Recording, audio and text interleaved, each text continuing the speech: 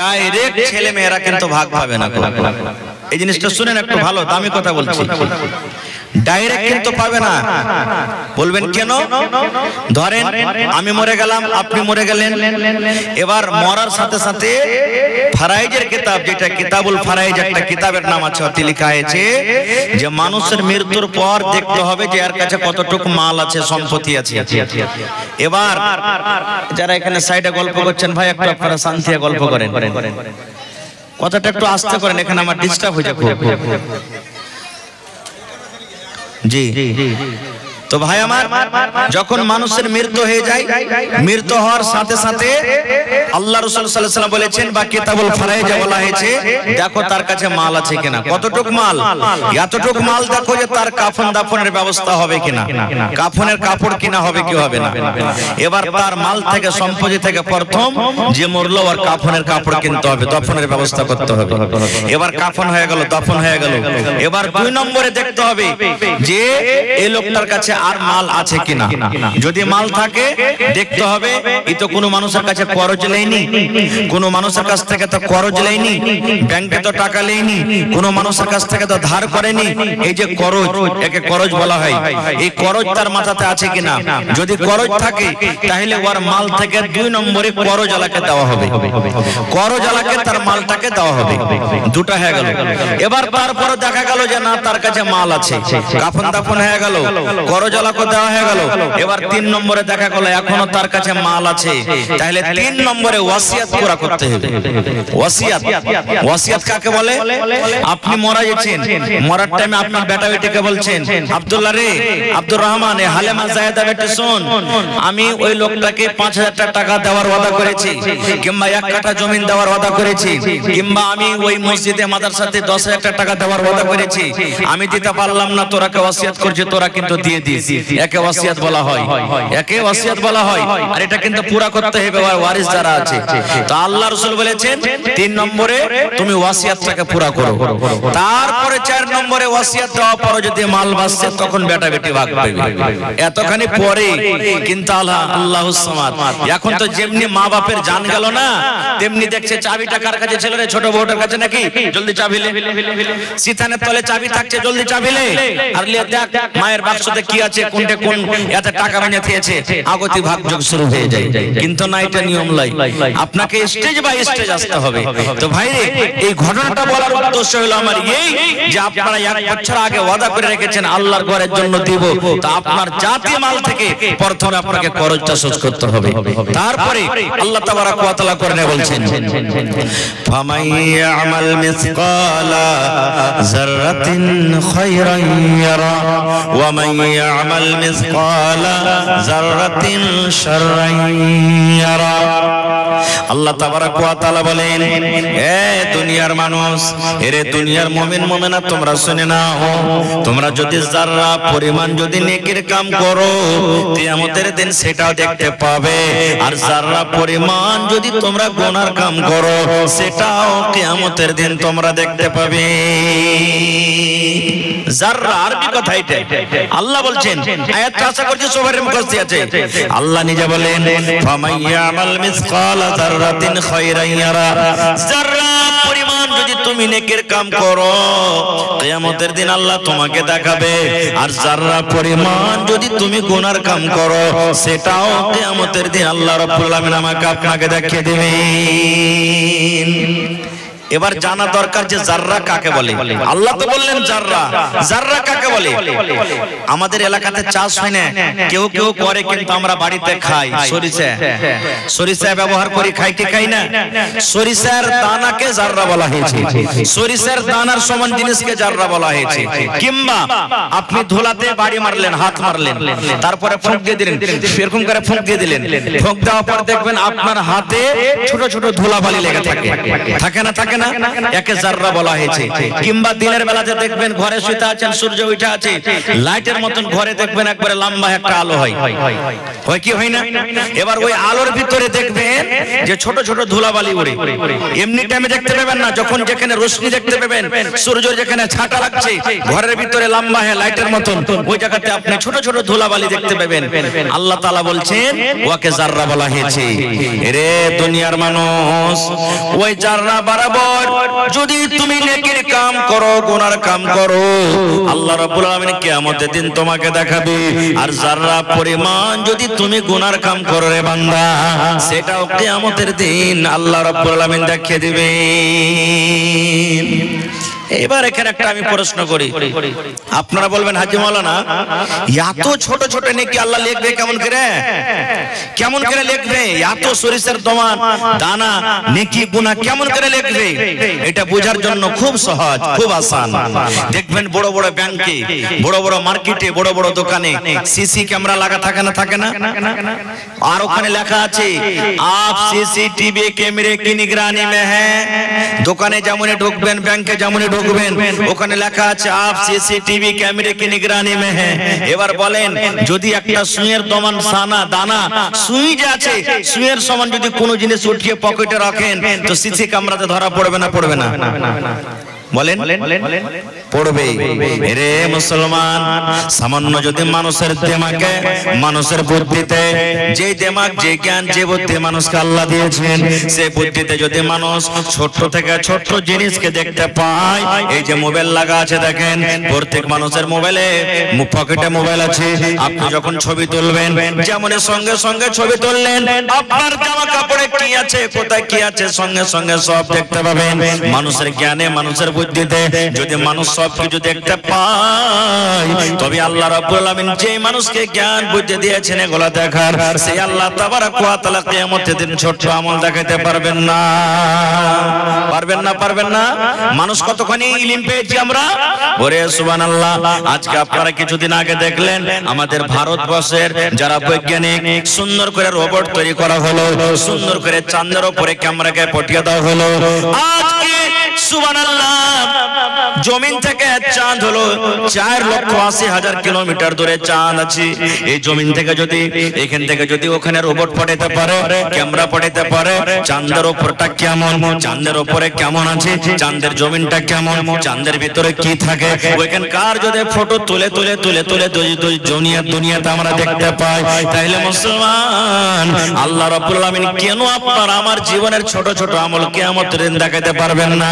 এবার বলবেন মাওলানা জি আমরা ইলম কতখানি পেয়েছি। ওরে আল্লাহ, এই যে মোবাইল বানালছে, এই যে হ্যালোজেন তৈরি করেছে, সুবহানাল্লাহ, যারা এরোপ্লেন তৈরি করেছে, দুনিয়াতে কত রকম গাড়ি ঘোড়া তৈরি করেছে, এই ইলম কতখানি মানুষকে দেওয়া হয়েছে। আল্লাহর নবী একদিন সমুদ্রে একটা সুইকে ডুবিয়ে দিলেন, একটা সুইকে ডুবিয়ে দেওয়া হলো।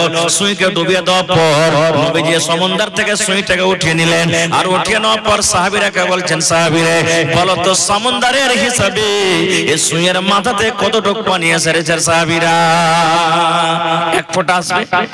সুই ডুবিয়ে দিলেন, উঠিয়ে নিলেন, সুইয়ে কতখানি পানি আসবে? এক ফোঁটা, এক ফোঁটা পানি আসবে। সব পানি সমুদ্রে আছে।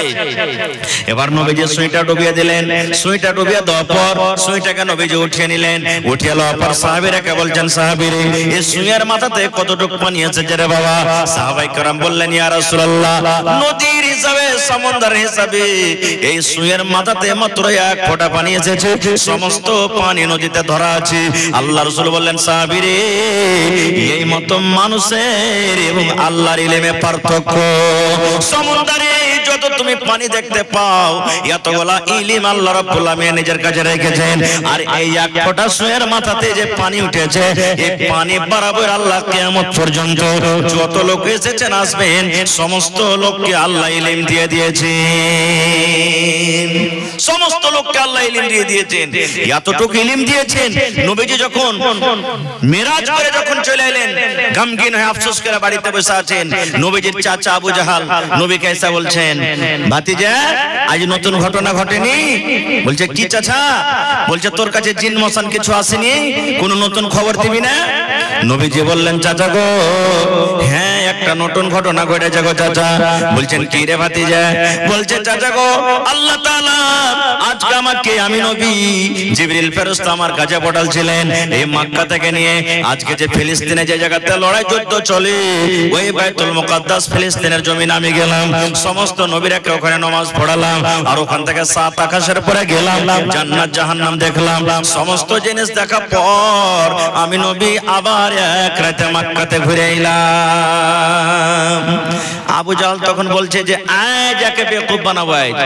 আবু বকর তো সব কথাই হ্যাঁ হ্যাঁ হ্যাঁ করে দেয়, আয় যে কথা তো মানবে না আবু বকর। এটা কি কোনো বিশ্বাস হওয়ার কথা? যেখানে মাস 2 মাস 3 মাস যেতে লাগে, আর এই বেলা এক রাতে মক্কা থেকে ফিলিস্তিন, আর ওইখান থেকে আবার জান্নাত জাহান্নাম 7 আসমান ঘুরে এসেছে। তখন আবু জাহল নবীর চাচা বলছেন, ভাতিজা আমার সামনে যে কথাটা তুই বললি, এই কথাটা আমি যদি তোর বন্ধু আবু বকরকে ডেকে আনি তো বলতে পারবি ওর সামনে? বলছে হ্যাঁ বলে দেব। বলছে যা, ঠিক আছে তুই এখানে থাক, আমি ডেকে আনছি। আবু জাহল মনে মনে খুবই খুশি, আই তো আবু বকর কিন্তু আর কথা মানবে না, কো দৌড়াতে দৌড়াতে চলে গেলেন। যাওয়ার পর তখন বলছেন, আবু বকর চলো তাড়াতাড়ি করে তোমার নবীর কাছে চলো। বলছে কি হয়েছে? বলছে আরে চলো তো। বলছে আরে বলো কি কথা হয়েছে? বলছে আরে তোমার নবী নাকি এক রাতে মক্কা থেকে বাইতুল মুকাদ্দাস আর ওইখান থেকে 7 আসমান জান্নাত জাহান্নাম সব দেখে এসেছে নাকি? তখন আবু বকর কি বলছেন, নবীর কাছে চলো, ওখানে যাওয়ার পরে আমি বলবো যে কথাটা সত্য কি মিথ্যে। এবার আইলেন, আসার পর এবারে আবু জাহল নবীকে বলছেন, এ ভাতিজা মুহাম্মদ, আমার সামনে যে কথাটা বলেছিলি এই তোর বন্ধু আবু বকরের সামনে কথাটা বল। এবার নবীজি বললেন, আবু বকর হ্যাঁ সত্য কথা আবু বকর, আল্লাহ রাব্বুল আলামিনের আদেশে আমি নবী এই মক্কা নগর থেকে ফিলিস্তিন গেলাম, ওখান থেকে আমি 7 আকাশের উপরে জান্নাত জাহান্নাম দেখে একই রাতে আমি ঘুরে এলাম, যেমন কথাটা বলা। এবার আবু বকর বলছেন, আবু জাহল রে তোর মুখ থেকে শুনে আমার বিশ্বাস হয়নি রে আবু জাহল, তোর মুখে যখন আমি শুনেছি আমি বিশ্বাস করিনি, কিন্তু আমার নবী যখন নিজের মুখে বলে দিলেন আমি মেনে নিলাম মেনে নিলাম মেনে নিলাম। আমার নবী এক রাতে সব কিছু দেখে এসেছেন, যেমন কথাটা বলা। নবীজি একটু মুচকি মেরে হাসলেন, হেসে যাওয়ার পর বলেন, আবু বকর আজ থেকে তোমার নাম শুধু আবু বকর নয়, যখন তোমাকে আজ থেকে লোকেরা ডাকবে তোমার সাথে এই কথা বলে ডাকবে, তোমার নাম আমি নবী আজকে রাখলাম আবু বকর সিদ্দিক। নারে তাকবীর, সুবহানাল্লাহ। যখন এখানে না পারলে তখন আবু জাহল ফের কি বলছে জানেন, এই মুহাম্মদ তুই ফিলিস্তিন দেখে এসেছিস বাইতুল মুকাদ্দাস হতে? হ্যাঁ। বলছে একটা কাজ কর তো, কয়টা গেট আছে, কয়টা জানালা আছে, ওর রং কি আছে আমাকে বলতো। দেখেন কেমন ফালতু সওয়াল এগুলো, মনে দুঃখ করবেন না। একটা কথা বলছি, যতটি লোক এখানে বসে আছেন, কেউ ভাই রিশতাতে আছেন, কেউ শ্বশুর রিশতাতে আছেন, মেলা রিশতাতে এখানে আছেন। যদি আমি একটা প্রশ্ন করে দিই আজকে, যে বাড়িতে যে নিজের নিজের স্ত্রীকে রেখে এসেছেন, আজ কয়টা লোক কইতে পারবেন যে কোন রঙের চুড়ি পিন্ধা আছে যার সঙ্গে সারা জীবন আপনি কাটছেন? কেউ বলতে পারবেন কি? 1-2টা লোক বলতে পারবেন খুবই তো। কোন ধরনের আজকে ব্লাউজ গায়ে দিয়ে আছে, কোন রঙের শাড়ি পিন্ধা আছে বলতে পারবেন কি? পারবেন না। কে দেখবে না এগুলা? কাপড় পিন্ধা আছে। কেমন ফালতু সওয়াল যে তুই দেখেছিস বাইতুল মুকাদ্দাস, ওর রং ঢংটা বাতা জানলা খিড়কি কেমন আছে? ওরে সুবহানাল্লাহ। এবারে নবীজি কিন্তু পেরেশান হয়ে গেলেন, আল্লাহ রে আজকে মনে হয় আবু জাহলের সামনে আমি অপমান হয়ে যাব। নবীজি জিবরিল ফেরেশতাকে ডাকতে বললেন, ও জিবরিল রে, আমার নবীকে প্রশ্ন করে দেওয়া হয়েছে, যেমন প্রশ্ন করে দেওয়া হয়েছে আমার নবীর কাছে উত্তর নাই, তাড়াতাড়ি করে তুই যা রে জিবরিল যা, আমার নবীর সামনে তুই ওই বাইতুল মুকাদ্দাসের ছবিটাকে আমার নবীর সামনে করে দে, আমার নবীকে প্রশ্ন করবে, আর আবু জাহলকে আবু জাহল আমার নবীকে প্রশ্ন করবে, আর আমার নবী দেখে দেখে তার উত্তর দেবেন। ঠিক জিবরিল আমিন নবীর কাছে এলেন, আর ওই বাইতুল মুকাদ্দাসের ছবিটাকে নবীর সামনে করে দেওয়া হলো। আবু জাহল প্রশ্ন করে, নবী আমার দেখে দেখে দেখে দেখে সমস্ত উত্তর দেন। কেন বললাম ঘটনাটা? আগেকার মানুষ এই কথাটা মানত না। হ্যাঁ, এটা কি কোনো কথা নাকি যে ফটো মসজিদের করে দেওয়া হবে তার সামনে, আর নবীজি দেখে দেখে বলবেন? অত দূর কেনে যাবেন? আল্লাহ কত মানুষকে জ্ঞান বুদ্ধি দিয়েছেন দেখেন। আপনার বেটা পাটনাতে থাকে, আপনার বেটা দিল্লিতে আছে, আপনার ছেলে কলকাতাতে আছে, আপনার বেটি শ্বশুর বাড়িতে আছে, সুবহানাল্লাহ। আল্লাহ রাব্বুল আলামিন মানুষকে জ্ঞান বুদ্ধি এমন দিয়েছেন, বিনা তারে বিনা সবকিছুতে ওরে সুবহানাল্লাহ ফোন লাগিয়ে দিলে, ভিডিও কলে ফোন লাগিয়ে দিলে, যেমন ভিডিও কলে ফোন লাগা 1 মিনিটের মধ্যে আপনার বাড়িতে ফোন ঢুকলো, আপনার মোবাইলে ফোন ঢুকলো। আপনাকে 5 ঘন্টা 7 ঘন্টা লাগবে পাটনা যেতে, কিন্তু 1 মিনিটে আপনার কাছে ফোন ঢুকে গেল। আপনার বেটির চেহারা কেমন, আপনার মায়ের চেহারা কেমন, আপনার বিবির চেহারাটা কেমন, কি হালাতে আপনার ছেলেটা আছে, কি খানা খেয়েছে, কোন ড্রেস পরে আছে, সব কিছু দুনিয়াতে আল্লাহ রাব্বুল আলামিন মানুষকে জ্ঞান বুদ্ধি দিয়ে দিয়েছেন। মানুষ দেখে দেখে সব জানতে পারে, দেখতে পায়। তবে বন্ধুরে, আল্লাহ রাব্বুল আলামিন মানুষকে এক ফোঁটা মতো ইলম দান করেছেন, সামান্য একটা ইলম দান করেছেন। একটা ইলমের কারণে মানুষ যদি এতখানি তারাক্কি করতে পারে, তাহলে কিয়ামতের দিন আল্লাহ রাব্বুল আলামিন মানুষের যারা পরিমাণ আমলকে আল্লাহ দেখাতে পারবেন না। পারবেন না? পারবেন। আজকে আমরা ছোট আমলকে ছোট মনে করি না, ছোট নেকিকে ছোট মনে করি, ছোট গুনাহকে ছোট মনে করি। জীবনের ছোট আমলকে ছোট মনে করতে হবে না, নেকি হোক কিংবা গুনাহ হোক, ওকে বড়ই মনে করতে হবে সব সময়তে। জীবনে নামাজ পড়েন না, রোজা রাখেন না, হজ করেন না, নেকির কোন এমন একটা কাজ করিলেন, 1 টাকা ফকিরকে দান করে দিলেন, জীবনে এই কথাটা আপনি দিলে আনবেন না, এই 1 টাকা তার কি হবে রে, না। নামাজ রোজা সব কিছু করছেন, জীবনে কোনো এমন একটা ঘটনা আপনার ঘটে গেল, এমন একটা গুনাহ করে নিলেন, ওই গুনাহটাকে আপনাকে ছোট মনে করতে হবে না। কি জানি আল্লাহ কখন আপনার উপরে কোন গুনাহতে নারাজ হয়ে যাবে। যেমন একটা উদাহরণ, আল্লাহর নবীর জামানাতে একটা মহিলা নামাজ পড়ে, একটা মহিলা রোজা রাখে, তেলাওয়াত করে, জিকির আজকার করে, সব কিছু করে, সুবহানাল্লাহ। কিন্তু একটা বিলাইয়ের উপরে তার রাগ হয়ে গেল। বিলাইটা হয়তো তরকারি খেয়েছিল কিংবা দুধ খেয়েছিল, বিলাইয়ের উপরে রাগ হয়ে গেল। আল্লাহর নবী বলেছে, রাগ করে ওই মহিলাটা একটা বিলাইকে জিঞ্জির দিয়ে দড়ে দিয়ে খুঁটের সোজা বেঁধে দিয়েছে, আর ওকে পানি দিল না, খানা দিল না। বিলাই রে, তুই সুখে সুখে তোকে মারবো রে বিলাই, তুই মরে যা, তুই ধরপড় করে মরে যা, তোকে ছেড়ে দেব না, দানা দিব না, পানি দিব না। যেমন বর্তমান যুগে মাছ যদি খেয়ে লাই, ডিম যদি খেয়ে লাই, ভাত খেয়ে লাই, তরকারি খেয়ে লাই, মা খালারা রেগে যায়, হাতে যা থাকলে চালিয়ে দেয়, লাঠি খুঁট বেড়া হাইসা যা থাকে চালিয়ে দেয়। ঠিক নবী বলেছেন, ওই মহিলাটা নামাজ রোজা সব কিছু করে, কিন্তু একটা বাড়িতে বিলাই, ওই বিলাইটা কোনো আকাম করেছিল, বিলাইটা কোনো দোষ করেছিল, ওই বিলাইটাকে একটা জিঞ্জির দিয়ে একটা দড়ি দিয়ে তাকে সুন্দর করে খুঁটিতে বেঁধে রেখেছে, তাকে খানা দিব না, পানি দিব না, শুকিয়ে শুকিয়ে শুকিয়ে তড়পে বিলাই মরে গেল। ওরে সুবহানাল্লাহ, আল্লাহ রাসূল বলেছেন, উম্মত রে, একটা বিলাইকে মেরে দেওয়ার কারণে আল্লাহ রাব্বুল আলামিন তাকে জাহান্নামে ঘোষণা করে দিলেন। জাহান্নামে চলে গেল নামাজ রোজা করা সত্ত্বেও। সামান্য ছোট্ট গুনাহ মনে করেছে একটা বিলাই, বিলাই মারলে ফের কি হয়ে যাবে? বিলাই মারার কারণে ওকে জাহান্নামে ঘোষণা করে দিলেন, জাহান্নামের ভিতরে চলে গেল। এইজন্য কবি বলছেন, কিতনি ছোটি হোনে কি উসে হলকি না জান, কিতনি ছোটি হোনে কি উসে হলকি না জান, রব के बख्शिश के लिए कोई बहाना चाहिए। জীবনের ছোট আমলকে ছোট মনে করতে হবে না, কে জানে আল্লাহ কোন আমলে কখন কাকে বকশিশ দিবে। আর একটা হাদিস শুনেন, আল্লাহ রাসূল বলেছেন, ইমরাতুন ফাহিশা, একটা বেশ্যা নারী জিনা ব্যভিচার করত, জিনা ব্যভিচার করত, যাকে আমাদের ভাষাতে রান্ডি বলি, রান্ডিগিরি করত। আজকে যেমন গরমের টাইম, গরমের সময় আজকে আমাদের কলেজা শুকিয়ে যায়, আহারের টুটিটা শুকিয়ে যায়। ঠিক নবী বলেছেন, একজন মহিলা জিনা ব্যভিচার করে বেড়ায়। এবার মহিলাটা রাস্তা দিয়ে হেঁটে চলে যায়, রাস্তা দিয়ে হাঁটছে, হাঁটতে হাঁটতে হাঁটতে হাঁটতে সুবহানাল্লাহ, রাস্তাতে একটা ইন্দ্রা দেখতে পেয়েছে, একটা কুয়া দেখতে পেয়েছে। ওই কুয়ার চারিদিকে, কুয়ার পাঞ্জরে পাঞ্জরে একটা কুকুর কিন্তু হেঁটে বেড়ায়। কুকুরকে এত তিরসা লেগেছে, কুকুরটাকে এত পিপাসা লেগেছে, পিপাসার কারণে কুকুর পানি পায় না, যার কারণে কুকুর মাটি চাটছে, মাটি চাটছে, মাটি চেটে চেটে নিজের পিপাসাটাকে ঠান্ডা করছে। একটা কুকুর, কুকুর একটা জানোয়ার, এত তাকে পিপাসা লেগেছে, ইন্দ্রার পাঞ্জরে পাঞ্জরে ঘুরছে, মাটি চাটছে, জিহ্বা বের করে দিয়েছে, বড় বড় শ্বাস উঠে গেছে। এবার মহিলাটা বলছেন, আল্লাহ, জীবনে কত জিনা ব্যভিচার করেছি, কত গুনাহ করেছি, আল্লাহ, আল্লাহ আজকে আমি কুকুরকে পানি পান করাবো, আর পানি পান করিয়ে নিজের গুনাহকে মাফ করব। আল্লাহ রাসূল বলেছেন, কি করলো? দেখছে তো ইন্দ্রাতে পানি তুলতে গেলে ডোলও নাই, রশিও নাই।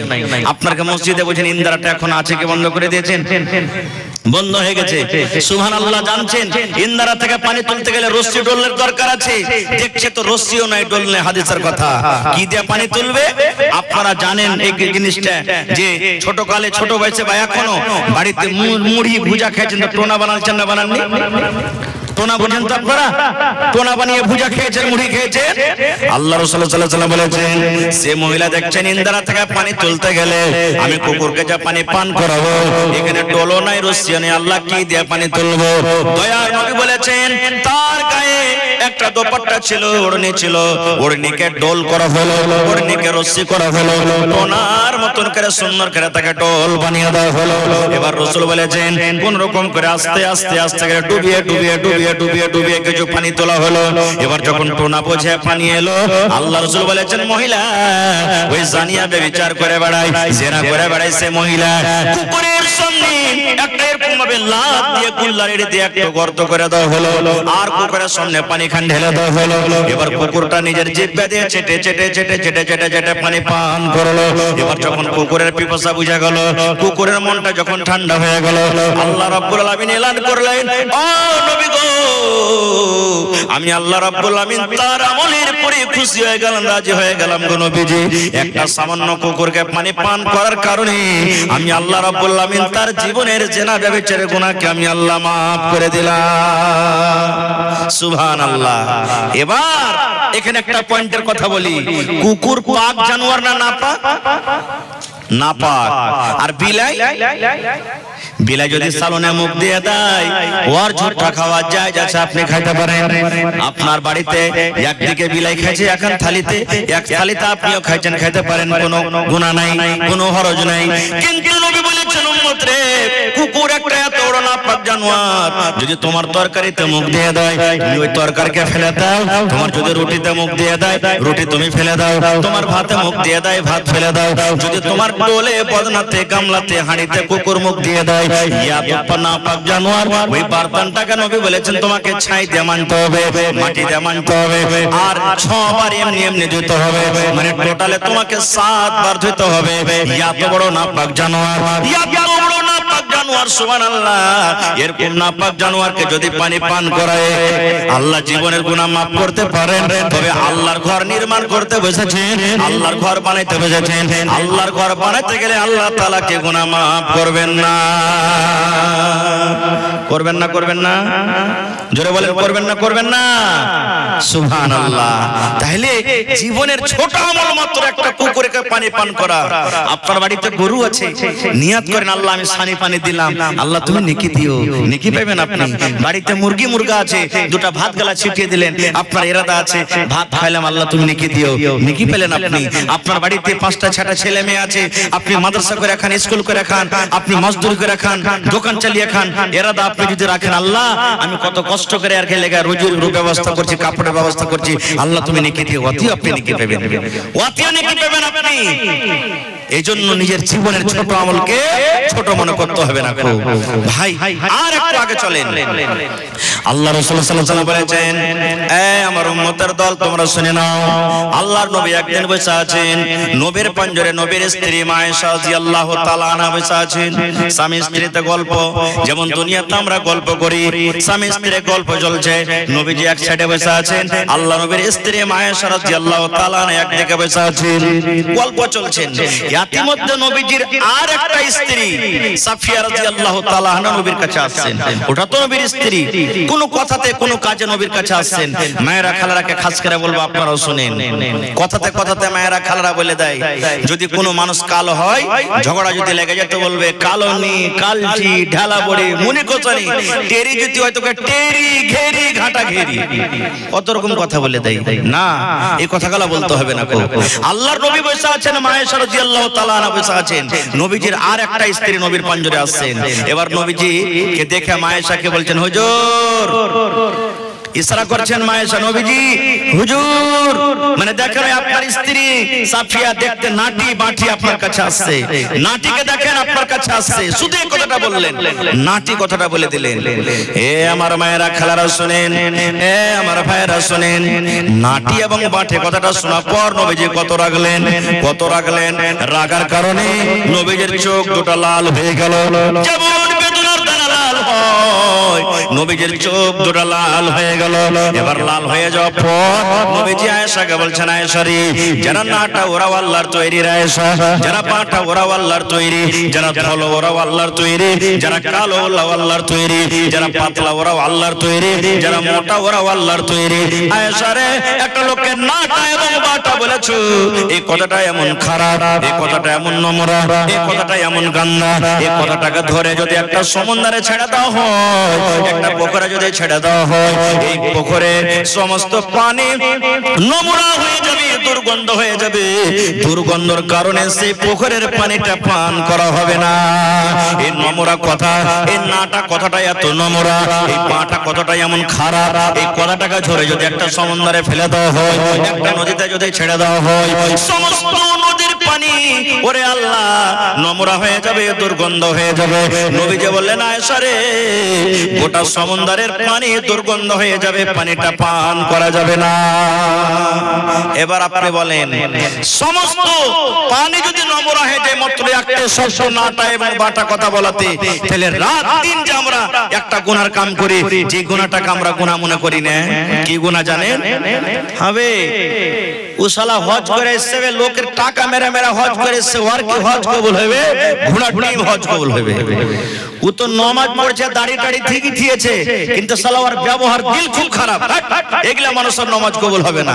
চার দোকানে বসে গেছি, অমুক মৌলবিটা ঠিকই তো আছে, কিন্তু শালা মৌলবিটা এরকম ওরকম, অমুক বড় সিটে যে আমার আছে না, শালা একবারই খুব খারাপ, একবারই ঘিনঘিনা মানুষ। এই যে রাত দিন এক অপরের যে আমরা গীবত করছি, বলেন এই গুনাহটা কত বড় পাপ, কত বড় পাপ। সামান্য একটা নাটা পাটা কথাটাই যদি সমুদ্রের পানি যদি দুর্গন্ধ হয়ে যায়, রাত দিন যে আমরা গীবত করি, তাহলে ভাইরে কত বড় পাপ করছি। আর গীবত করা, চুগলখড়ি করা কত বড় পাপ জানে?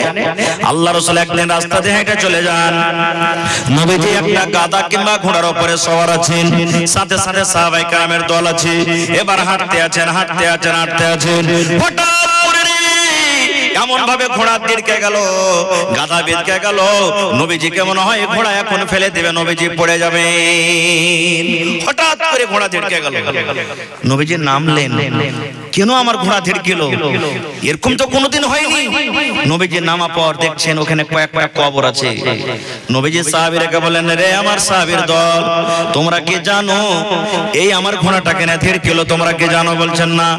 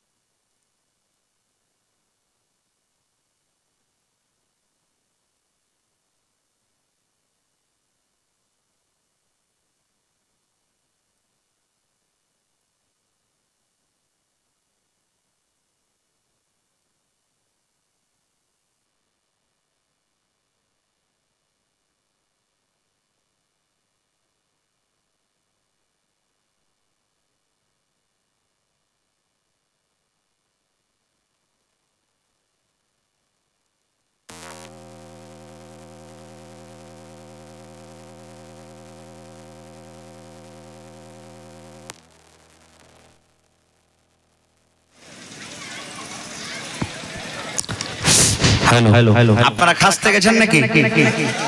খাসতেন না? সুবহানাল্লাহ। একটু আর কিছু বলে দিই, তখন ইনশাআল্লাহ কালেকশন তো দিবেন আপনারা, কালেকশনেরই জালসা আপনারা করেছেন। আমি কি বলছিলাম, কি ঘটনাটা আমি ধরেছিলাম বলেন আপনারা? জি হ্যাঁ, মাশাআল্লাহ, বাপজি মনে রেখেছেন। তা আল্লাহ রাসূল বলছেন সাহাবীরে আমার ঘোড়াটা কিনে ধিড়কেলো জানো যে আমাকে ফেলে দিবে। সাহাবীরা বলছেন না। আল্লাহ রাসূল সাল্লাল্লাহু আলাইহি ওয়াসাল্লাম বললেন সাহাবীরে এই কবরের ভিতরে আযাব হয়, আর কবরের আযাব মানুষ এবং জিন ছাড়া দুনিয়ার সমস্ত জীবজন্তু জানতে পারে। কবরে যে আযাব হয় শুধু মানুষ এবং জিন জানতে পারে না, বাকি সমস্ত জীবজন্তু জানতে পারে। সাহাবীরা বললেন ইয়া রাসূলুল্লাহ কেন মানুষ জানতে পারে না? আল্লাহ রাসূল বললেন সাহাবীরে আমি যদি আল্লাহর কাছে দোয়া করি আল্লাহ কিভাবে কবরটাতে আযাব হয় তুমি আরকে শুনিয়ে দাও, আমার দোয়া আল্লাহ হয়তো কবুল করে তোমাকে শুনিয়ে দিবে। কিন্তু সাহাবীরে আমার ডর হয়, আমার ভয় হয় যে তোমরা আযাবটা শোনার পর ডরে ভয়ের কারণে তোমরা কবরে মানুষকে দফন করবে না, এইজন্য আমি তোমাকে শোনাবো না কো। এবার সাহাবীরা বলছেন হুজুর কোন পাপের কারণে গুনার কারণে তাকে কবরের ভিতর আযাব একটু বলেন তো। আল্লাহ রাসূল সাল্লাল্লাহু আলাইহি ওয়াসাল্লাম বললেন সাহাবীরে এই পাপ দুটো হলো বড়, গুনাহ দুটো হলো বড়, পাপ দুটো হলো বড়, কিন্তু গুনাহ থেকে বাঁচাটা সহজ, গুনাহ থেকে বাঁচাটা আসান। ইচ্ছা করতে গেলে গুনাহ থেকে বাঁচতে পারতো, কিন্তু না বাঁচার কারণে এই যে দুনিয়া এত যেটা পাপ করেছে গুনাহ করেছে এই পাপের কারণে দুজনকে কবরের ভিতরে আযাব হয়। এক নম্বর পাপ হলো কি এই লোকটাকে যে কবরের ভিতরে আযাব হয় এই লোকটা পেশাব করতো কিন্তু পেশাবের ছিটা থেকে সে বাঁচত না, পেশাব করতো পেশাবের ছিটা থেকে বাঁচত না কো।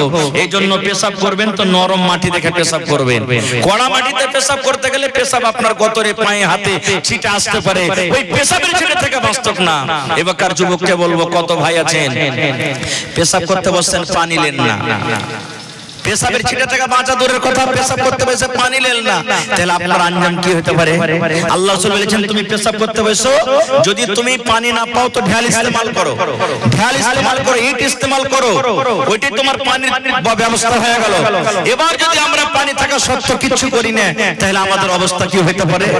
দুই নম্বর রাসূল বললেন ও আমার সাহাবী তুমি শুনে নাও, দুই নম্বরে কবরে যে লোকটাকে আযাব হয় এই লোকটা কিন্তু চুগলখড়ি করে বেড়াতো, এই লোকটা গীবত করতো, এই লোকটা চুগলখড়ি করতো, এই লোকটা জীবনে গীবত করতো, গীবত করার কারণে এই লোকটাকে আল্লাহ রাব্বুল আলামিন কবরের ভিতরে শাস্তি দেন। নারে তাকবীর! হয়নি হবে না হতে পারে না আমার নবীর সাথে কারো তুলনা, হয়নি হবে না হতে পারে না আমার নবীর সাথে কারো তুলনা। হায়রে তুলনা তো দূরের কথা ছায়াও মিলে না, হায়রে তুলনা তো দূরের কথা ছায়াও মিলে না, হয়নি হবে না হতে পারে না আমার নবীর সাথে কারো তুলনা, হয়নি হবে না হতে পারে না আমার নবীর সাথে কারো তুলনা। সকল নবী রাসূল ছিলেন খোদার দিওয়ানা, দু নয়নে দেখবো খোদা ছিল তামান্না। সকল নবী রাসূল ছিলেন আল্লাহর দিওয়ানা, দু নয়নে দেখবো খোদা ছিল তামান্না।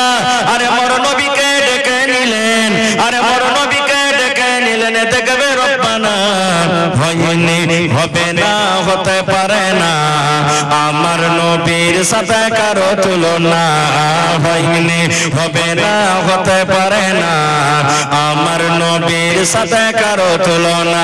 হায়রে তুলনা তো দূরের কথা ছায়াও মিলে না, হয়নি হবে না হতে পারে না আমার নবীর সাথে কারো তুলনা। ইউসুফকে দেখে যারা আঙ্গুল কেটেছে তারা কে আমার নবীর রূপ দেখেছে, ইউসুফকে দেখে যারা আঙ্গুল কেটেছে তারা কে আমার নবীর রূপ দেখেছে। আরে দেখতো যদি কেটে দিত, আরে দেখতো যদি কেটে দিত কলিজাখানা, হয়নি হবে না হতে পারে না আমার নবীর সাথে কারো তুলনা, হয়নি হবে না হতে পারে না আমার নবীর সাথে কারো তুলনা। যার শানে আল্লাহ তাআলা করলেন ঘোষণা। খোলকে আযম আমার শাহে মদিনা, যার শানে আল্লাহ তাআলা করলেন ঘোষণা। খোলকে আযম আমার শাহে মদিনা, মুসলমানে নবী ছাড়া কিছুই মানে না, মুমিনে কোরআন ছাড়া কিছুই বুঝে না। হয়নি হবে না হতে পারে না, আমার নবীর সাথে কারো তুলনা। হয়নি হবে না হতে পারে না, আমার নবীর সাথে কারো তুলনা। আর একটা গাছের কথা বলি, একটাই গাছ মাত্র। আব্দুল মালিক মুজাহিদ একটা কিতাব আছে সুনহেরি কিরনি, কিতাবের ভিতরে একটা ঘটনা নকল করছেন যে একটা ধনী লোকের একটা খাজুরের বাগান ছিল আর একটা ইয়াতিম বাচ্চার খাজুরের বাগান ছিল, একটাই মাত্র গাছ। সুবহানাল্লাহ। এবার ইয়াতিম ছেলেটা মনে মনে ভাবা চিন্তা করলো, আল্লাহ আমারও খাজুরের বাগান আছে আর এই ধনী লোকটারও খাজুরের বাগান আছে, তো হয়তো বাতাস যখন চলবে ওর খাজুর কিছু আমার ভিতরে আসবে, আমার খাজুর ওর ভিতরে চলে যাবে, তো হয়তো আল্লাহ কম বেশি হয়ে যাবে, কিয়ামতের দিন আমি ধরা পড়ে যাব। না, আমি একটা আইল দিয়ে দেবো, একটা বাউন্ডারি করে দেবো, একটা আমি আইল দিয়ে দেবো, বাউন্ডারি করে দেবো। এবার বাউন্ডারি করতে শুরু করলো, আইল দিতে শুরু করলো। বাউন্ডারি করতে করতে এবার দেখছে আইলের সামনে ধনী লোকের একটাই মাত্র খাজুরের বাগান কিন্তু পড়ে গেল, একটা খাজুরের গাছ কিন্তু পড়ে গেল। ইয়াতিম ছেলেটা ধনী লোকটাকে যা বলছে, ভাই রে, আমার বাউন্ডারির সামনে চাহার দেওয়ালের সামনে একটা তোমার গাছ পড়ে গেছে, এই গাছগুলা তুমি আমাকে দিয়ে দিবে, খুব ভালো হতো ভাই, টাকা দিয়ে দাও, কিনে দিয়ে দাও, যা কিছু করে তুমি দিবে ভাই, তুমি আমাকে দিয়ে দাও, আল্লাহ তোমার ভালোই করবে। ধনী লোকটা বলছেন, না আমি গাছ দান করতে পারবো না গো, গাছ আমি দিতে পারবো না গো। এবার নবীর দরবারে সেই সাহাবী চলে গেলেন, ইয়াতিম বাচ্চা চলে গেলেন নবীজির পাঞ্জরে। আপনারা যেমন জালসাতে আজকে বসে আছেন, সাহাবায়ে কেরাম নবীর মজলিসে বসে আছেন, এবার সেই ইয়াতিম বাচ্চাটা যা বলছেন, নবীজি ওই ধনী লোকটাকে আপনি একটু বুঝান, আমার আইলের সামনে একটা ওর গাছ পড়ে গেছে, যদি গাছটা আমাকে দিয়ে দিত তো খুব ভালো হতো। নবীজি বললেন, ডাকো তাকে। তাকে ডাকা হলো। এবার নবীজি বলছেন, বাবা রে, এই গাছটা তুমি ইয়াতিম বাচ্চাটাকে দিয়ে দাও। বলছে, না নবীজি আমি দিব না। নবীজি বলছেন, কিনে দিয়ে দাও। বলছে, না আমি দিব না গো। এবার নবীজি কি অফার দিয়েছেন জানেন? রে আল্লাহর বান্দা, যদি তুমি তোমার খাজুরের একটা গাছ, মাত্র সামান্য একটা খাজুরের গাছ, যদি ইয়াতিম বাচ্চাটাকে তুমি দিয়ে দাও, এই গরিব বাচ্চাটাকে তুমি দিয়ে দাও, আমি নবী গ্যারান্টার হয়ে গেলাম, আল্লাহ রাব্বুল আলামিন জান্নাতের ভিতরে একটা খাজুরের গাছের বিনিময়ে বদলাতে আল্লাহ তোমাকে জান্নাতের ভিতরে একটা গাছ দান করবে। নবী এলান করলেন, আল্লাহর বান্দা, ইয়াতিম বাচ্চাটা তুমি গাছটা দিয়ে দাও, তার বিনিময়ে আল্লাহ কোথায় গাছ দান করবে? জোরে বলেন, জান্নাতের ভিতরে গাছ দান করবে। এবার ধনী লোকটা বলছেন, না আমি তাও দিতে পারবো না। ওরে আল্লাহ, সাহাবায়ে কেরাম যারা বসেছিলেন, সাহাবীদের মধ্যে একজন সাহাবী যার নাম হলো আবু তাহতা রাদিয়াল্লাহু তাআলা আনহু, ওর রূহ কিন্তু খাড়া হয়ে গেল। কেমন এটা মোটা হইছে মানুষ জি আর কপাল পোড়া জি, সামান্য একটা খাজুরের গাছ ছেলেটাকে যদি দিয়ে দেয়, আল্লাহ তাআলা ওর বদলাতে জান্নাতে একটা গাছ দান করবেন। এত বড় অফার পাওয়া সত্ত্বেও ও বলছে যে না দেব না। এবার আবু তাহতা সাহাবী দাঁড় হয়ে গেলেন। দাঁড় হয়ে যাওয়ার পর নবীকে বললেন, আল্লাহ রাসূল গো, আমি আবু তাহতা বলি।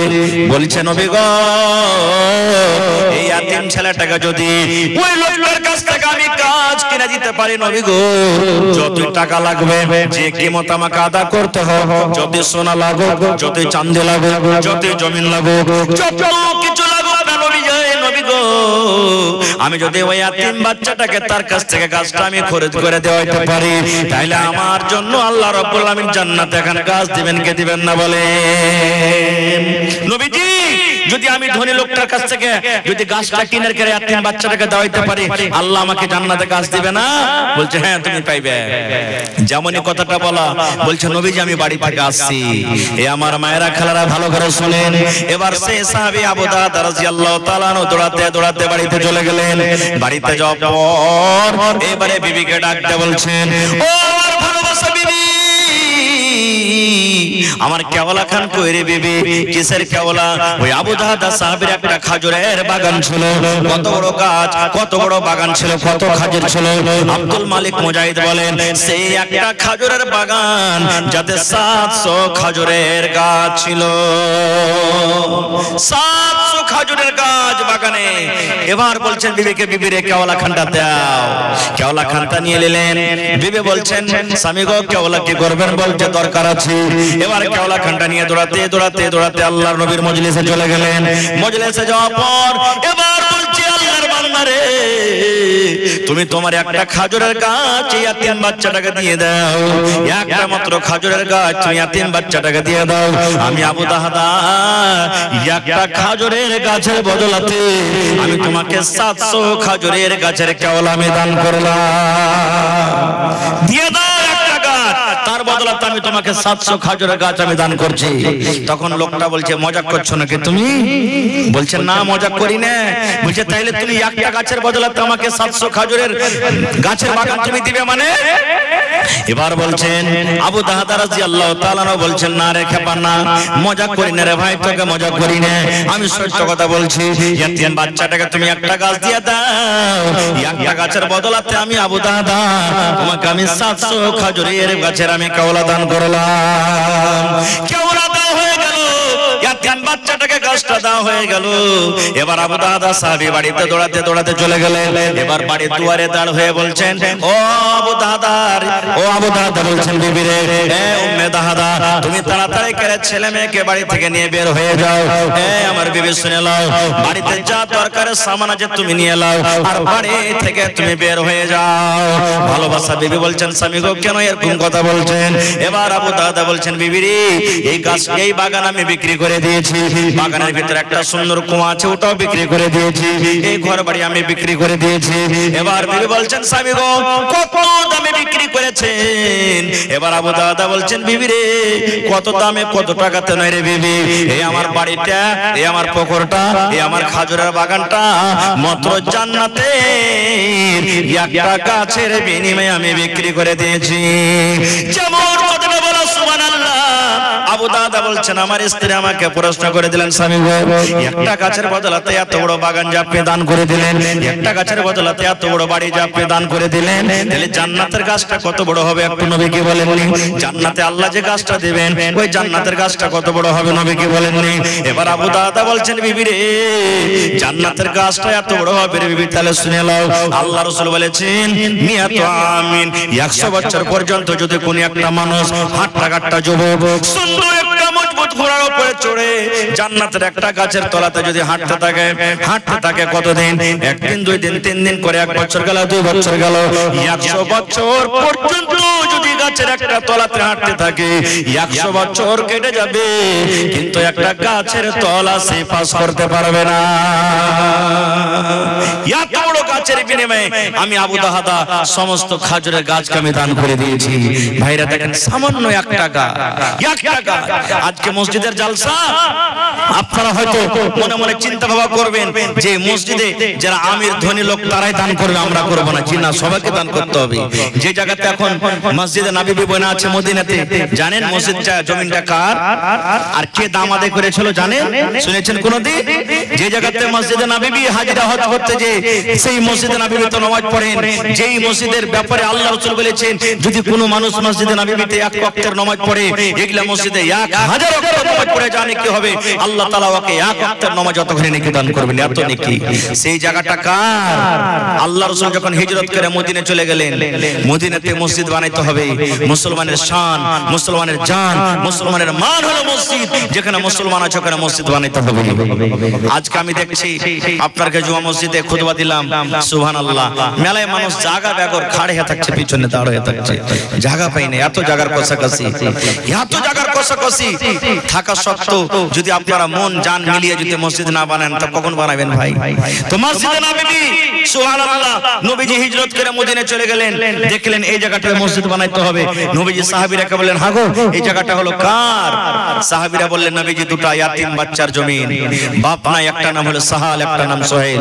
ইয়াতিম বাচ্চা, গরীব বাচ্চা দুটো ইয়াতিম বাচ্চার জমি। নবীজি বললেন ডাকো বাচ্চা দুটাকে। এবার নবীর কথা শুনে বাঘের মতন লাফ কেটে বাচ্চা দুটো হাজির। আল্লাহ রাসূল সাল্লাল্লাহু আলাইহি ওয়াসাল্লাম তখন বললেন, ও সাহাল সোহেল বাবারে, এই জমিটা তোমরা বিক্রি করে দাও, এই জমিটাকে তোমরা বিক্রি করবে না। এবার তারা দুইজন ভাই বলছেন, নবী গো, কেন আমরা বিক্রি করব? আমাদের দরকার নাই। মসজিদ নিয়ে কি করবেন? জায়গাটা নিয়ে কি করবেন? আল্লাহ রাসূল বললেন, সাহাল সোহেল রে, এই জায়গাটা তোমরা বিক্রি করে দাও, এই জায়গাটা তোমরা দিয়ে দাও। বিক্রি করতে গেলে এই জায়গাতে আল্লাহর ঘর বনবে, এই জায়গাতে মসজিদ বনবে, এই জায়গাতে আল্লাহর ঘর বনবে। আল্লাহর ঘরের জন্য তোমরা দুটো ভাই জমিনটাকে বিক্রি করে দাও। এই আমার টিকটিকে পাড়া গ্রামের মায়েরা খালারা শুনেন, যেমন এই কথাটা বলা, ওরে আল্লাহ ইয়াতিম বাচ্চা যাদের বাপ নাই, বাপ হারা দুটো ইয়াতিম বাচ্চা, বাপ দুনিয়া থেকে চলে গেছে, যেমন কথাটা বলে দাও সুবহানাল্লাহ। বাচ্চা দুটো তখন বলছেন, ইয়া রাসূলুল্লাহ, আমরা মসজিদের জন্য এই জমিনটাকে বিক্রি করব না, আমরা বিক্রি করব না, বিক্রি করার দরকার নাই।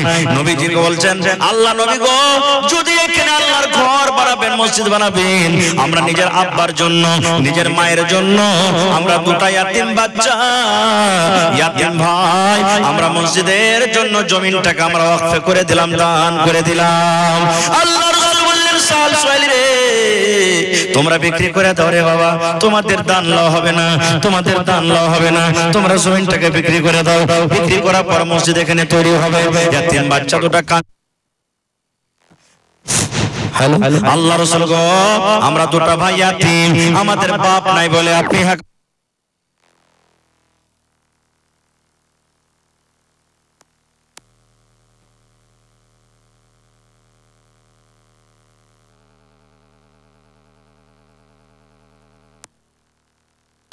बार बार बंद करते हैं, चालू करते हैं। Hello hello hello hello. এবারে ইয়াতিম বাচ্চা দুটো বলছেন, আল্লাহ রাসূল গো, এই জায়গাটা আমরা ওয়াকফ করে দিলাম, দান করে দিলাম, আপনাকে টাকা লাগবে না, পয়সা লাগবে না। আল্লাহ রাসূল বললেন, বাবারে, তোমরা দুটো ভাই ইয়াতিম, তোমাদের বাপ নাই, তোমরা জমিনটাকে বিক্রি করে দাও, যা টাকা লাগবে তোমাকে দাও হবে। এবার ইয়াতিম বাচ্চা দুটো কাঞ্চার বলছেন, ইয়া রাসূলুল্লাহ, আমাদের বাপ নাই বলে আপনি আমাদের দানটাকে হাকারত করেছেন, বাপ নাই বলে আমাদের জমিনটাকে আপনি নেবেন না, ছোট বাচ্চা বলে আপনি হাকারত করেছেন। আল্লাহ রাসূল বললেন, সাহাল সোহেল রে, তোমাদের বাপ নাই বলে তোমাদের দানটাকে নেব না, হাকারত করবে, এরকম কোনো কথা নাই রে বাবা। তোমরা যদি আজকে দান করে দাও, পরে কার লোকেরা আমার পরে ইলজাম লাগাবে, আমার পরে দাগ লাগাবে, দেখো তোমাদের নবী কেমন রে, দুটো ইয়াতিম বাচ্চার কাছ থেকে কেড়ে জমিনে মসজিদ তৈরি করেছে, এই কথা যেন লোকেরা আমাকে না বলে, এই জন্য তোমরা বিক্রি করো। এবার নবীজি আবু বকরকে বললেন, আবু বকর রাদিয়াল্লাহু তাআলা আনহু বললেন, আবু বকর, মদিনার গলিতে পাতা করো যে জমিনের কি রেট আছে, কি দাম আছে, আর দাম জুড়ে এই জায়গাটার যত টাকা হবে এই ইয়াতিম বাচ্চা দুটাকে তুমি দিয়ে দাও। একাই মসজিদে নববীর জমিন কিনে মসজিদ বানালছেন, মসজিদে জমিন দান করেছেন কে? হযরত আবু বকর রাদিয়াল্লাহু তাআলা আনহু। ওরে সুবহানাল্লাহ, যে আবু বকর আল্লাহুস সামাদ, যে আবু বকরের ব্যাপারে বলা হয়েছে, হযরত ওমর রাদিয়াল্লাহু তাআলা একদিন আরজু করে বলছেন, আল্লাহ, যদি আবু বকরের একটা রাতের নেকি যদি আমাকে দিয়ে দিতে, আর আমার জীবনের সমস্ত নেকি যদি আবু বকর নিয়ে নিত, আল্লাহ আমি খুশি হয়ে যেতাম। জীবনের মাত্র একটা রাতের নেকি আবু বকরের, আর আমি ওমর আমার জীবনের সমস্ত নেকি যদি আবু বকর কামে দিয়ে দিতাম, তাহলে আমি খুশি হইতাম। কেমন কথা? একটা রাতের দাম কত? একটুখানি একটা ঘটনা শুনেন। আপনারা জানেন, নবীকে মারার জন্য মক্কার বেঈমান শয়তানেরা নবীর ঘর বাড়ি ঘেরাও করেছিলেন। এবার নবীজি হযরত আবু বকরকে সাথে নিয়ে আল্লাহর আদেশে হিজরত করে মদিনার দিকে রওনা হয়ে গেলেন। সকাল হলো, এবার একটা গর্ততে ঢুকবেন, রাস্তাতে একটা গর্ত পেয়ে গেল, খাল পেয়ে গেল, যে খালের নাম, গর্তর নাম হলো কি? গারে সওর। গারে সওর, ওই গর্ততে লুকিয়ে যাবেন যেন কোনো মানুষ দেখতে না পায়। নবীজি ঢুকবেন, হযরত আবু বকর হাত খান ধরে বলছেন, আল্লাহ রাসূল, আপনি পরে ঢুকেন, আমি আবু বকর আমি আগে যাই, আমার কিছু হতে গেলে আমার হবে, আপনি যেন ভালোভাবে থাকেন, আমি ঢুকছি। আবু বকর ঢুকে গেলেন। ঢুকে যাওয়ার পর খালটাকে সুন্দর করে সাফ করলেন, আর খালের ভিতরে ছোট ছোট আরো ছোট মোটো খাল আছে, কাপড় ছেড়ে ছেড়ে ছেড়ে ছেড়ে বন্ধ করে দিলেন। কিন্তু ওরে সুবহানাল্লাহ, একটা খালকে বন্ধ করার জন্য কিন্তু আর কিছু পেলেন না, একটাই মাত্র খাল উদাম হয়ে থেকে গেল। এবারে নবীজি আবু বকর নবীজিকে ডাকতে বলছেন, ইয়া রাসূলুল্লাহ, ভিতরে এসেন। এবার নবীজি সারা রাত জেগে আছেন, ঘুম আসেননি নবীকে। এবার নবীজি ঘুমাবেন, হযরত আবু বকর রাদিয়াল্লাহু তাআলা আনহু এবার ওই যে খালটাতে কোনো কাপড় জোটেনি, এরকম ভাবে বন্ধ করার জন্য কোনো সাপ পোকা যেন না ওঠে, নবীকে কষ্ট দেয়, পা দিয়ে ঢেকে দিলেন। আর নবীজি নিজের মাথাটাকে হযরত আবু বকর রাদিয়াল্লাহু তাআলা আনহু রানের উপরে বালিশের মতন করে মাথায় দিয়ে দিলেন। কিন্তু খালের ভিতরে একটা ছিল সাপ। ওরে সুবহানাল্লাহ, সাপটা বের হওয়ার জন্য ওই খাল দিয়ে উঠবো বলে যায়, ওই খালের মুখ বন্ধ, ওই খাল উঠবো বলে যায়, ওই খালের মুখ বন্ধ, ওই খাল উঠবো বলে যায়, ওই খালের মুখ বন্ধ। যেদিকে যায় সমস্ত খালের কিন্তু ঝাপা হয়েছে, মুখ বন্ধ হয়েছে।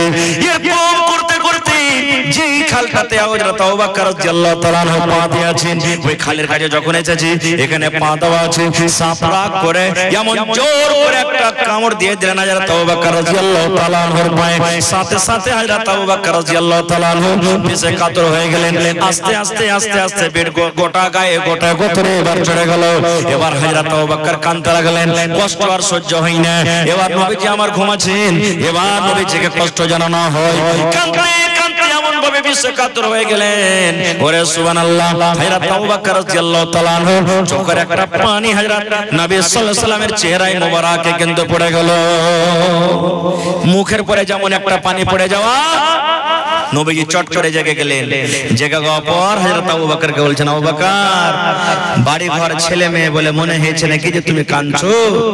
হযরত আবু বকর বললেন, ইয়া রাসূলুল্লাহ, বাড়ি ঘর ছেলে মেয়ে বলে কিছু মনে হয়নি গো নবীজি, আমার কোনো মনে হয়নি, তবে কেন কাঁদো? এবার হযরত আবু বকর বললেন, আল্লাহ রাসূল গো, এই যে দেখেন একটা সাপ গো নবীজি, এই সাপটাতে এমন করে আমাকে পায়ে কামড় দিয়েছে, কামড়ের কারণে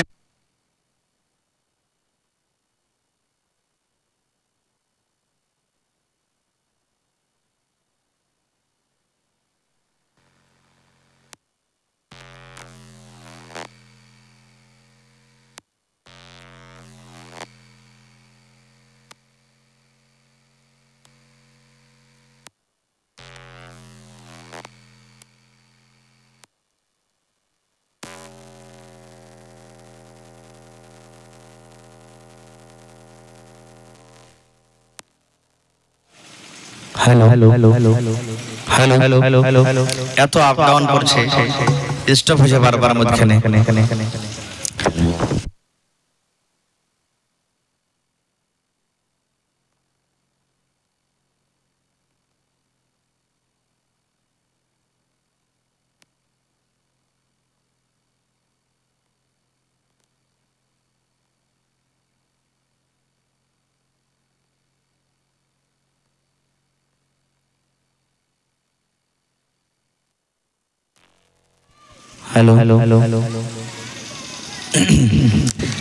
এবারে নবীজি একটা মুখ থেকে থুতু করলেন, আর থুতু নিয়ে ওই কামড় দেওয়া জায়গাখানে যেমনই লাগিয়ে দিলেন, সাথে সাথে বিষ ভালো হয়ে গেল। হযরত আবু বকর রাদিয়াল্লাহু তাআলা আনহুর আমলখানা দেখে আল্লাহুস সামাদ হযরত উমর রাদিয়াল্লাহু তাআলা আনহু আরজু করেছিলেন, হে আল্লাহ, যদি আমার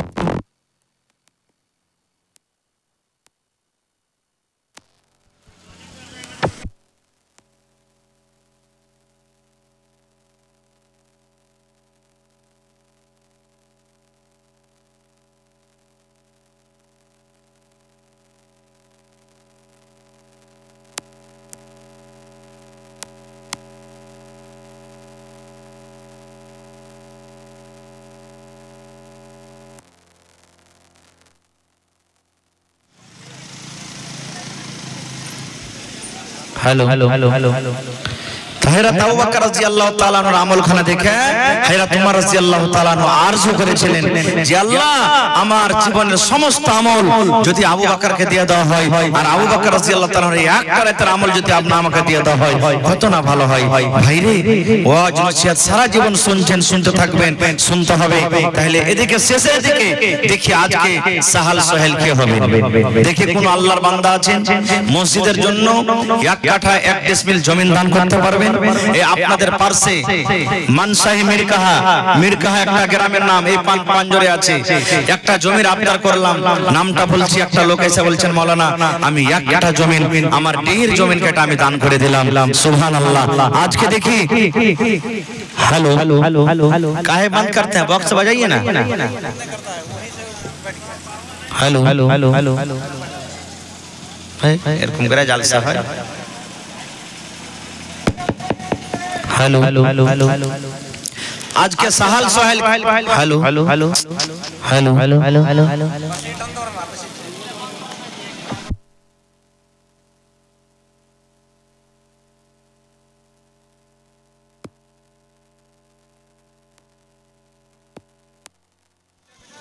हेलो हेलो हेलो हेलो तो भाई একটা জেনারেটরে যদি না হয় তো ডাবল জেনারেটর রাখতে হইতো।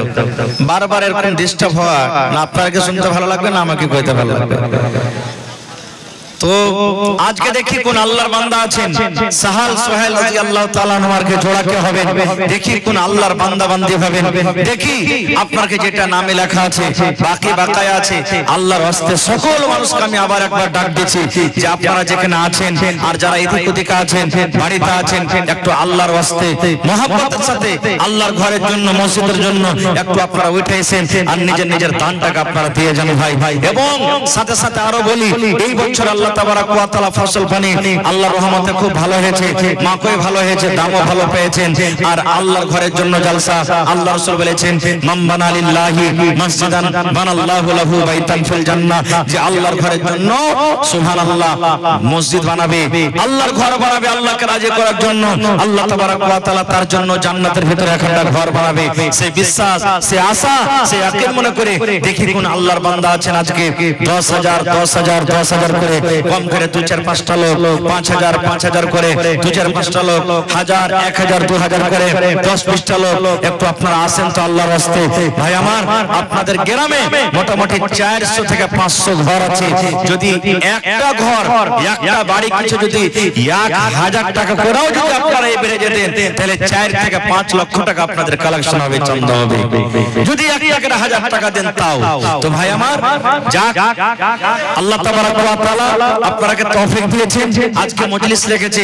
এই মজলিস আবার কখন লাগবে, আমাদের মধ্যে আর কে কখন থাকবো, কি দুনিয়া থেকে চলে যাব সেটা আল্লাহ জানছে, আমরা কেউ জানি না। তো আসেন আপনারা 5 থেকে 10 মিনিটের মধ্যে নিজের নিজের দান টাকা আপনারা দিয়ে যান। মায়েরা খালারাকে বলবো আপনারা 1 বস্তা 2 বস্তা করে সিমেন্টের দাম গলা দেন, গলার হার, নাকের নাকমণি, কানের বালি আর বাড়িতে যা গহনা গাঁঠি আছে থালি বাসন কাঁসার বদনা যা যা আপনারা দিয়ে যান। এই দেখেন সর্বপ্রথম একজন কোন আল্লাহর বান্দী একটা কাঁসার থালি দান করে গেছে, মাশাআল্লাহ। আসেন এরকম ভাবে নিজের দানটাকে আপনারা মন মতন দিয়ে যান। যে ভাইরা এদিক ওদিকে আছেন আপনারা কাজে কামে ব্যস্ত আছেন, আপনাকে বলবো 5 থেকে 10 মিনিটের জন্য একটু আল্লাহর রাস্তায় আপনারা আসেন আর আল্লাহর ঘরের জন্য নিজের নিজের দানটাকে আপনারা একটু দিয়ে যান তাড়াতাড়ি করে। কারণ আপনাকে দান করতে হবে, আপনাকে দিতে হবে, আপনারাই মসজিদে নামাজ পড়বেন, আল্লাহর ঘর আপনাকে বানাইতে হবে। অন্য কোন গ্রামের লোক অন্য কোন জায়গার লোক এখানে আসবে না মসজিদ বানাইতে, আপনাদের কি বানাইতে হবে। এই জন্য একটু বেড়ে চড়ে আপনারা হিস্সা নেন, আসেন তাড়াতাড়ি করে।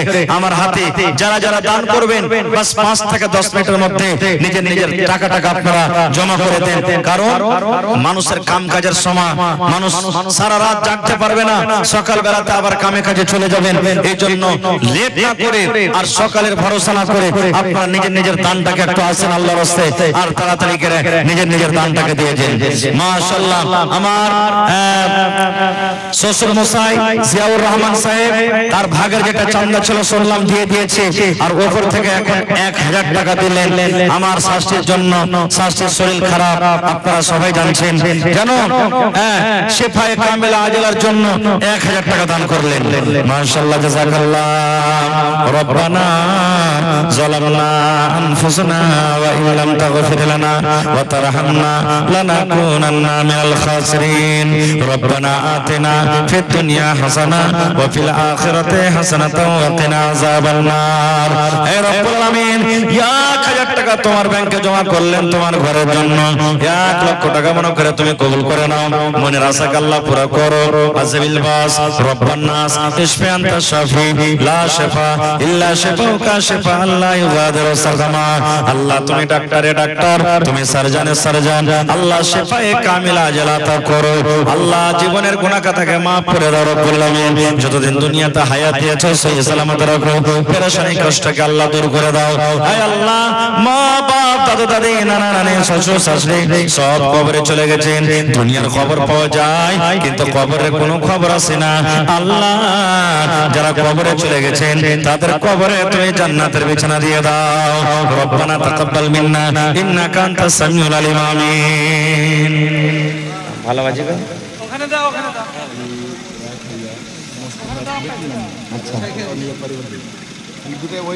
আচ্ছা আচ্ছা বেটিটা বেঁচে আছে মারা গেছে আর পরিবার আচ্ছা মুস্তাফা সাহেব 2000 টাকা দিলেন বেটি মারা গেছে তার জন্য 1000 আর নিজের স্ত্রীর জন্য হলো 1000 টাকা তো নিজের নামের নিজের উপরে কি মায়া নাই নিজের নামে যে 1000 টাকা থেকে গেল আর হ্যাঁ মাশাআল্লাহ জাযাকাল্লাহ রব্বানা যালামনা আনফুসানা ওয়া ইল্লাম তাগফির লানা ওয়া তারহামনা লানাকুনান্না মিনাল খাসিরিন ভাই এই মসজিদের টাকাটাকে একটা খরচ মনে করেন আপনাকে যতক্ষণ পর্যন্ত আপনি আপনার মাথাতে না নিয়ে আসবেন যেটা আমার খরচ আমাকে আদায় করতে হবে আর মতের কোনো গ্যারান্টি নাই মত আসার আগে আগে আমাকে দিয়ে যেতে হবে ততক্ষণ কিন্তু আপনি দিতে পারবেন না ভাই এইজন্য যারা কালকে জালসা হয়েছে কিছু লোক দিয়েছেন কিছু লোক দেননি এদিকেরও মানুষ যারা বাকি আছে সেটাও দিবেন আর এখন যেটা আপনাকে নগদ আল্লাহ দান করেছেন সেগুলোর মধ্যে আপনি দেন ভাই আর একটু মোটা করে দেন মোটা করে না দিলে মসজিদ কিন্তু বনবে না মাশাআল্লাহ আল্লাহ 2000 টাকা দান করলেন 2 লক্ষ টাকা মনে করে তুমি কবুল করে নাও মনের আশা আল্লাহ পুরো করো রোজ রোজ করে আল্লাহ বরকত দাও নাসিম আক্তার হাজী সাহেবের বেটা এখানে আচ্ছা নাসিম আক্তার বাপজি চলে গেছেন নাকি কই হার বাজি আসবেন না দিকে বাজি গো একটু আইসেন না দিকে আইসেন বাজি একটু সালাম মুসাফা করে লি বাজি সালাম তো হয়েছে এখানকার স্টেজের সালামটা একটু হয়ে যায় কাছে আইসেন ভাই মা খালারকে পেন্ডালে একবার চাদর কোরআন মা খালারকে পেন্ডালে একবার আপনারা কাহ কি পাঠান চাদর দিয়ে ইনশাআল্লাহ মায়েরা খালারা দান করবে আর গহনা গাঁঠি থালি বর্তমান যা আপনাদের বাড়িতে আছে নতুন পুরাতন ভাঙা ফোটা সব আল্লাহর ঘরের জন্য জমা করে দেন কারণ আরমান করে মানুষ দান দিচ্ছে লিছে কিন্তু বাড়িতে ইস্তেমাল করে না তো বাড়িতে না রেখে আল্লাহর ঘরের জন্য আপনারা দান করে দেন ইনশাআল্লাহ আল্লাহ আপনাদের দানটাকে মসজিদে লাগিয়ে দিবে সুবহানাল্লাহ এই ঝাড়খণ্ডে কয়েকদিন হলো জালসা করতে গেলাম ওরে আল্লাহুস সামাদ এমন করে মহিলারা গলার হার পায়াল আর গলার থেকে নাক থেকে কান থেকে খুলে খুলে দান করলেন যেটা বলার শেষ নাই আল্লাহুস সামাদ এই গত অক্টোবর মাসে একটা জালসা করলাম আমাদের বাড়ির পাশে খড়